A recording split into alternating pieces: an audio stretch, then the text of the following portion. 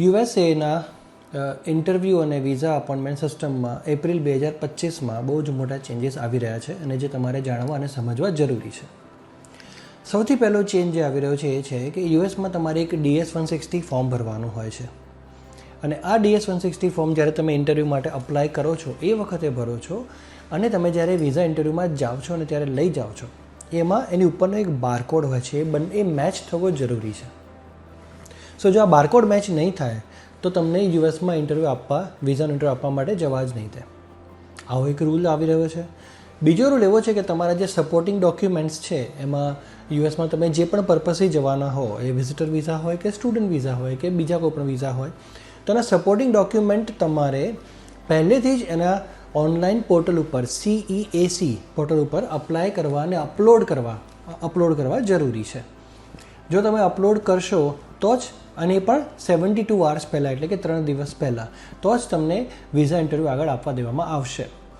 અને જો તમે આ બંને કન્ડિશન ફૂલફિલ નહીં કરો, એટલે કે તમારો જે DS-160 ફોર્મ ઉપરનો બારકોડ છે એ ઇનિશિયલ એપ્લિકેશન અને ઇન્ટરવ્યૂમાં જાઓ છો એ વખતે મેચ નહીં કરતો હોય, અથવા તો તમારા ડોક્યુમેન્ટ અપલોડ નહીં થયા હોય CEAC પોર્ટલમાં, તો તમને વિઝા ઇન્ટરવ્યૂ દેવામાં નહીં આવે.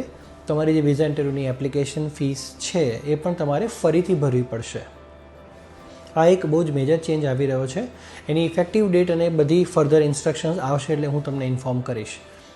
બીજી એક વસ્તુ જે ધ્યાનમાં આવી છે એવી છે કે તમે હમણાં કદાચ વાંચ્યું પણ હશે, ન્યૂઝપેપરમાં કે સોશિયલ મીડિયામાં જોયું હશે કે US એમ્બેસીએ હમણાં almost 2000 visa appointment dates cancel કરી છે. આ એવી ડેટ્સ હતી કે જે ઓનલાઈન કોઈપણ પ્રકારના સોફ્ટવેર કે કોઈ પ્રકારના બોટ, જે વર્ડ યુઝ થાય છે એના માટે, કે કોઈપણ પ્રકારના પ્લગિન્સથી લેવામાં આવેલી હતી.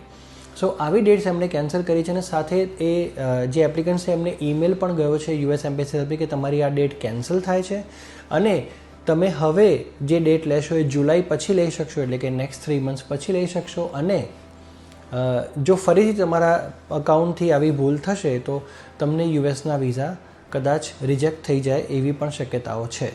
સો US એમ્બેસી વિઝા અપોઇન્ટમેન્ટે લઈને જે પણ નાના મોટા જે પણ પ્રોબ્લેમ્સ ચાલી રહ્યા હતા એને એડ્રેસ કરવા માટેના ખાસ્સા પ્રયત્નો કરી રહી છે. અને એમાં આ એક ઇમ્પોર્ટન્ટ વસ્તુ જે છે તમારે ધ્યાનમાં રાખવી જરૂરી છે.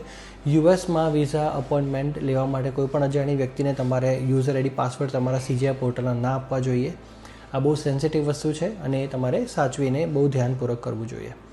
અને જ્યારે ઇન્ટરવ્યૂમાં જાઓ છો હવે ત્યારે આ બે વસ્તુનું ધ્યાન રાખવાનું છે. DS-160નો બારકોડ અને તમારા ડોક્યુમેન્ટ્સ અપલોડ કરેલા હોવા જરૂરી છે. આ વસ્તુનું ધ્યાન રાખશો તો યુએસના વિઝામાં તમને પ્રોબ્લેમ નહીં આવે.